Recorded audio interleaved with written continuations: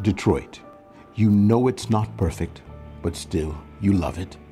You think you know what happened here, why things look the way they do. Prejudice, violence, racism, individual choices, institutional barriers. That sheds some light on it. But you know there is more to it. There has to be.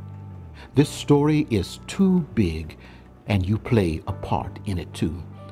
What you see today is a consequence of everything that has come before. But still, something is missing. Your truth is missing.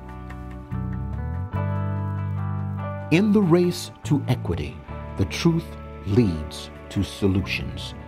Join the efforts of Metro Detroit's Truth and Reconciliation Commission as they examine racial equity in Detroit.